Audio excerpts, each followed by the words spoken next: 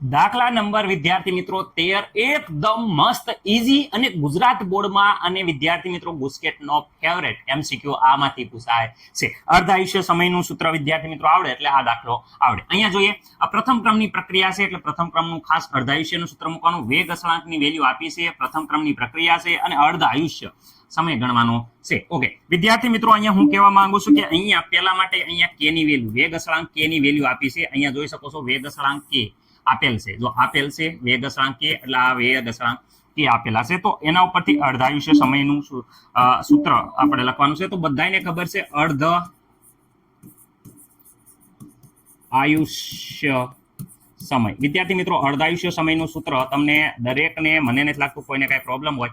અર્ધ આયુષ્ય સમયનું સૂત્રની વાત કરે તો અહીંયા વિદ્યાર્થી મિત્રો 0.793 વિદ્યાર્થી મિત્રો કે, મને નથી લાગતું કોઈને કઈ પ્રોબ્લેમ હોય. ઓકે, પ્રથમ માટે આપણે જોઈએ. પ્રથમ વિદ્યાર્થી મિત્રો અહીંયા જોઈ શકો છો પહેલા માટે અહીંયા 200 સેકન્ડ આપેલી છે. કે ઇઝ ઇક્વલ ટુ વિદ્યાર્થી મિત્રો 200 સેકન્ડ ઇનવર્સ આપેલી છે.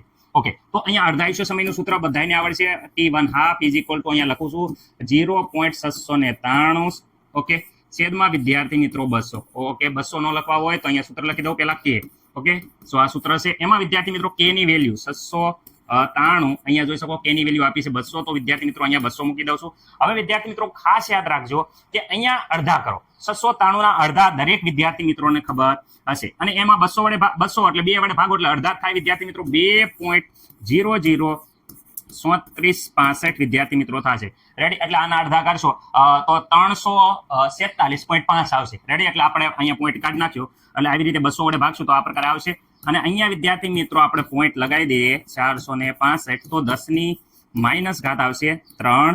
અને અહીંયા વિદ્યાર્થી મિત્રો સેકન્ડ આવશે, કારણ કે અહીંયા સેકન્ડ ઇનવર્સ હતું એ ઉપર જશે તો સેકન્ડ. તો આ અર્ધાયુષ્ય આપણને મળી ગયું છે.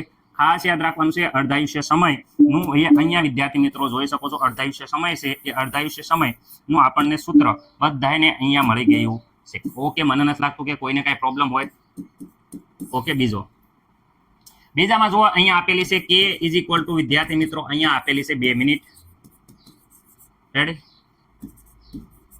ઓકે, અહીંયા વિદ્યાર્થી મિત્રો T1/2 અપોન વિદ્યાર્થી મિત્રો અહીંયા જોઈ શકો છો 0.693 અપોન વિદ્યાર્થી મિત્રો કે 0.693 અપોન કે ની વાત કરે તો કે બરાબર અહીંયા જો 2 મિનિટ આપી છે 2, તો મિત્રો અહીંયા તો ખાલી માત્ર ને માત્ર 693 ના અડધા કરવાના છે. 693 ના અડધા આપણે હમણાં જોયા હતા કે 693 ના અડધા તો વિદ્યાર્થી મિત્રો થશે 0.6 ના અડધા 347.5 આવે. એટલે વિદ્યાર્થી મિત્રો અહીંયા પોઈન્ટ આગળ આવી ગયો એટલે લખાશે નહીં, 336.65 અડધા થાય છે. ઓકે, અહીંયા જોઈ શકો છો મિનિટ છે તો અહીંયા વિદ્યાર્થી મિત્રો મિનિટમાં આવશે. અર્ધાયુષ્ય સમય છે એ મિનિટમાં આવશે. એ વસ્તુ તમારે ભૂલવાની છે નહીં. તો આ વિદ્યાર્થી મિત્રો બીજા દાખલાનો જવાબ થઈ ગયો છે. હવે જો ત્રીજો દાખલો છે એ ખાસ અહીંયા ધ્યાન રાખજો. ત્રીજા દાખલામાં વિદ્યાર્થી મિત્રો આપણને કીધું છે 4 યર. એ બરાબર કેટલા યર કીધા છે? તો વિદ્યાર્થી મિત્રો 4 યર્સ ઇનવર્સ છે. ઓકે, કે બરાબર તો અહીંયા અર્ધાયુષ્યનું સૂત્ર દરેક વિદ્યાર્થી મિત્રોને હવે યાદ રહી ગયું હોય. T1/2 ઇઝ ઇક્વલ ટુ 0.693 વિદ્યાર્થી મિત્રો. રેડી? અપોન વિદ્યાર્થી મિત્રો કે ઇઝ ઇક્વલ ટુ અહીંયા ઉપર જોઈ શકો છો 693. અહીંયા કે ઇઝ ઇક્વલ ટુ વિદ્યાર્થી મિત્રો 4 આવે છે. હવે તો આના 4 ભાગ કરો તો વિદ્યાર્થી મિત્રો દરેકને ખબર હોવી પડે કેટલા થાય છે. તો વિદ્યાર્થી મિત્રો અહીંયા આપણે ચલો કેલ્ક્યુલેટરની મદદથી ભાગાકાર કરી જ નાખીએ, કારણ કે અહીંયા ખાલી ખોટા લોસા થાય એના કરતા આપણે વ્યવસ્થિત રીતે ભાગ્યા 4 કરી દઈએ છીએ. તો અહીંયા વિદ્યાર્થી મિત્રો જવાબ આવે છે 17.32.5 પ્યોર જવાબ છે વિદ્યાર્થી મિત્રો યર્સ. ઓકે વિદ્યાર્થી મિત્રો, આ મળી ગયો છે T1/2.